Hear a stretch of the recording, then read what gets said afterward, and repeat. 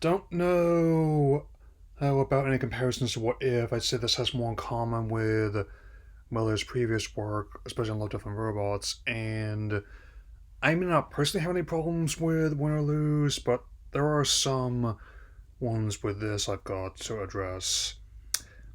And with the second season in early production, and hopefully they will fix some of the issues here that I'm going to get into, let's talk about the anthology, a video game adaptation animated show, Secret Level, with all episodes now on Prime, and also good indicator for me to take a break from it and do this before I take a week off, so let's begin. First, I'll talk about the positives. The music is always a strong point here. I mean, in individual composing, individual elements there. I mean, and again, even though some of the design changes are a bit, it's weird in some of the ones, and not just for the obvious reasons. The animation as a whole is quite good. And also, I definitely like the variety of voice casting too, who with his standouts outs being Keanu Reeves in the Armored Core segments, and personally, as well as archives of Fred Tatasciore in the Unreal Tournament segment as well. So I can definitely say that they're making efforts on those fronts. And now to get into how other aspects of the show are admittedly mixed for me. The specific grab bag of shows they're working with, of games they're working with, are admittedly a strange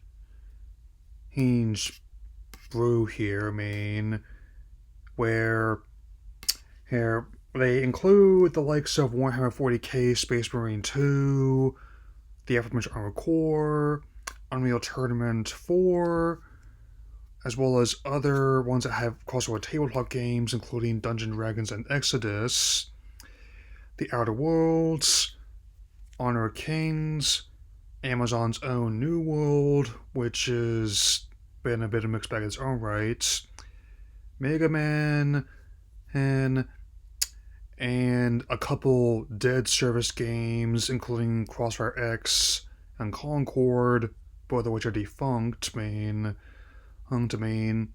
Admittedly, apart from the Armored Core or segments, I do kind of like the one based on Spelunky, which actually managed to capture the roguelite element in there, and how a lot of things in the game are a trial and error process, and I do emphasize the error there. Here, the Outer Worlds does a decent job of capturing the darkly dark elements of that game. And even the Pac-Man episode ended up putting an interesting spin on the usual whole gameplay loop, which is like you saying something because previous cartoons had to deal with the fact that there's not really much of a plot to the games besides eating dots and ghosts, with a lot of mixed results, as has shown by the Hanna-Barbera and the Ghostly Adventures versions. In fact, that actually would prove to be so popular they're actually making a game out of that one, entitled Shadow Labyrinth, later this year.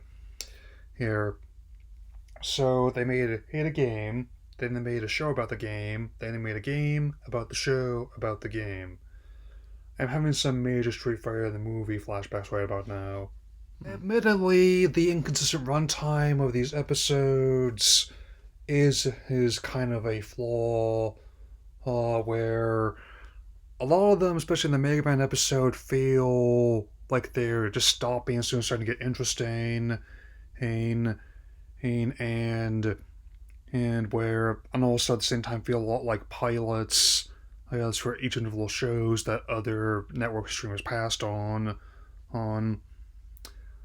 and the specific selection of ones where you have admitted titans of the medium, like again Pac-Man, Mega Man, and the entirety of the PlayStation banner, and they're in the one that caps off the season, where you see the delivery a driver with several icons pinned to her bag strap, like the logo, the Living Your Play on Ours slogan, and even what appears to be the cat from Stray.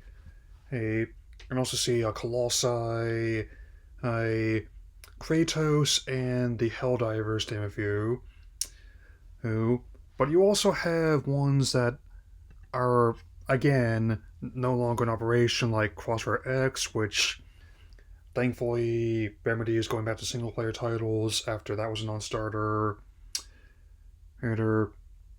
And again, Concord. I mean, well, it is kind of odd that there is a whole episode which functionally serves a prequel to a dead service game, one that caused Sony to thankfully walk back their games of service plans. And I'm admittedly glad by Miller's own admission that they didn't just show the episode of Attacks or anything like that. If I had to pick my favorite episode, it would be the one based on Sifu, which is a interesting third-person action game where every time you get defeated, you age starting at age 15 until you eventually start over from your last failure at age 70. And I actually did manage to capture the gameplay loop, even if it didn't capture all the stages, mostly focusing on the clubs sequence of the game. So I'm not sure which ones I want to see featured in the second season, but I am certain that I'd want them to who tighten up the writing and the characterization, but keep the quality of production as well as the casting and the music. So we definitely are interested in time video game adaptations on both the big and the small screen, with not only Prime's own Fallout second season, claiming elements from my personal favorite installment New Vegas, HBO's Last of Us, both the shows against Prestige TV, and even the Knuckles event being quite fun. And now Paramount's also developing like a show about Shadow as well, which I'm open towards. I mean, while Hayden may not have been Shadow himself, I think he'd be a good Silver, all things considered. I mean, just me personally. Anyway, I know a lot of you are anticipating my 350 subscriber special with work has begun on that. We're also going to be seeing Mickey 17 this weekend and talking about the Moon Girl finale. But first, before any of that, there's another film which has a star of Mickey 17, which is also another elevated science fiction film, which I've been eager to talk for a while. I'll try to wait and see what it is, though. That'll be all for now. It's all again soon. Take care, everyone.